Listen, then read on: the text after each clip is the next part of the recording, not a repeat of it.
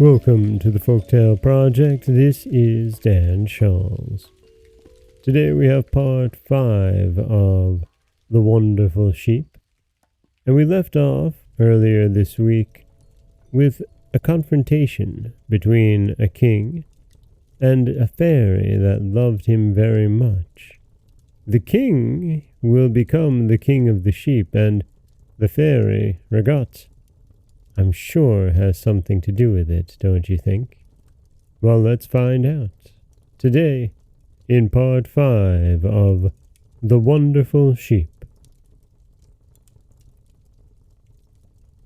Madame Ragot, said I, when one is at the bottom of a pit where one has fully expected to be roasted alive, it is impossible to think of asking such a charming person as you are to marry one. I beg that you will set me at liberty, and then I shall hope to answer you fittingly. Ah, said she, if you really loved me, you would not care where you were. A cave, a wood, a foxhole, a desert would please you equally well. Do not think that you can deceive me. You fancy you are going to escape, but I assure you that you are going to stay here. And the first thing I shall give you to do will be to keep my sheep. They are very good company, and speak quite as well as you do. As she spoke, she advanced and led me to this plain where we now stand, and showed me her flock, but I paid little attention to it or to her. To tell the truth, I was so lost in admiration of her beautiful slave that I forgot everything else, and the cruel Ragot, perceiving this, turned upon her so furious and terrible a look that she fell lifeless to the ground.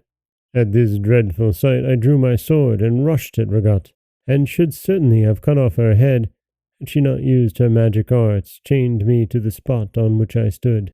All my efforts to move were useless, and at last, when I threw myself down on the ground in despair, she said to me with a scornful smile, I intend to make you feel my power. It seems that you are a lion at present.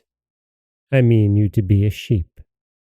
So saying, she touched me with her wand, and I became what you see. I did not lose the power of speech or of feeling the misery of my present state. For 5 years, she said, you shall be a sheep, and lord of this pleasant land, while I, no longer to be able to see your face which I loved so much, shall be better able to hate you as you deserve to be hated.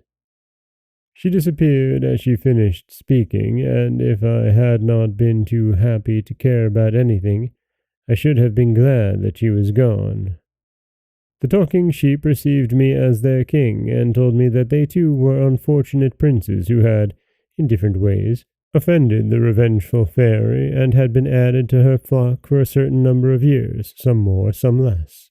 From time to time, indeed, one regains his own proper form and goes back again to his place in the upper world.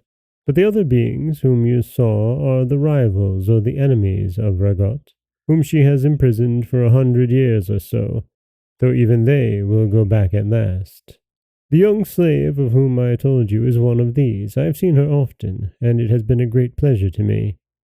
She never speaks to me, and if I went nearer to her, I know I should find her only a shadow, which would be very annoying. However, I noticed that one of my companions in misfortune was also very attentive to this little sprite, and I found out that he had been her lover, whom the cruel Ragot had taken away from her long before.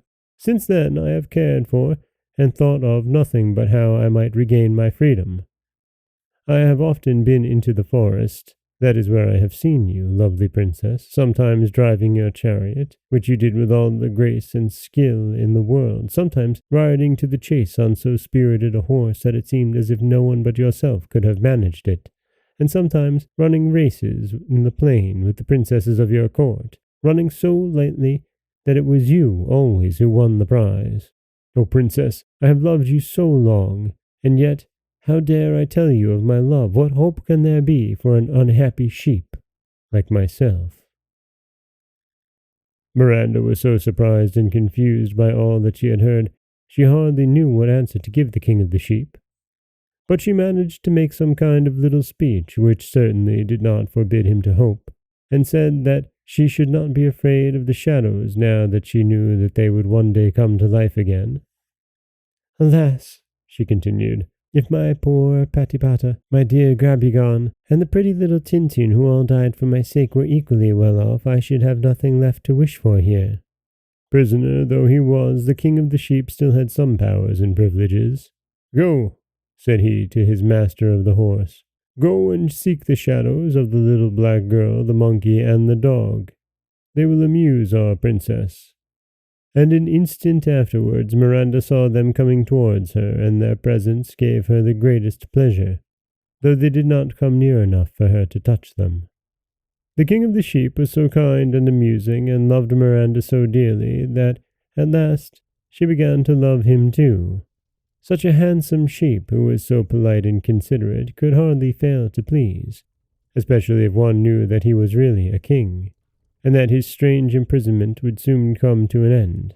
So the princess's days passed very gaily, while she waited for the happy time to come.